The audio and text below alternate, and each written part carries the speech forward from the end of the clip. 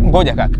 Ni kweli unaimba? Hivi kweli wewe unakuwa na wasiwasi na mimi? Hivi unajua mimi simbaga kwenye mashughuli madogo madogo asio kipaimara sio nini sio kitchen party. Mimi naimbaga kwenye maharusi yale makubwa. Sawa? Mimi naimbaga yani kuna harusi naimba mpaka bibi harusi anakaa chini. Bwana harusi anabaki amelala chini haelewi. Kuna siku nimeimba mpaka wazee wa makamu wakashika vichwa wakasema hiki kipaji.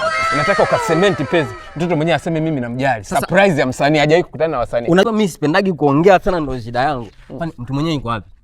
Mtoto huyu hapa. Twende kazini. Njoo hapa kaka. Kazi hii hapa piga. Usisalimie hata kusalimia. Kazini hapa. Karibu kazini. I'm so lonely. On my home. Aha. On my own. Kaka, wewe utatuletea Grammy matuzo yote. Hebu keleleni.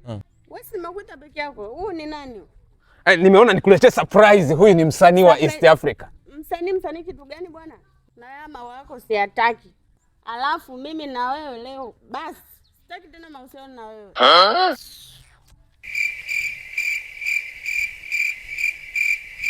Kekundu.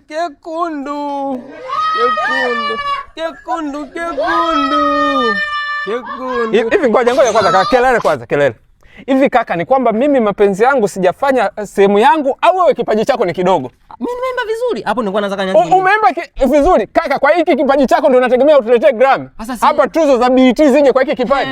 Hivi usanii gani wewe unaofanya mpaka mapenzi yetu sisi tunachana? Jaisha nilikuwa nataka nianzie hapo kwenye wajinga ndo waliwao. Sasa ukawa umenistopisha na wewe muziki. Haya unakuja unaimba kekundu. Kaka nipe langu.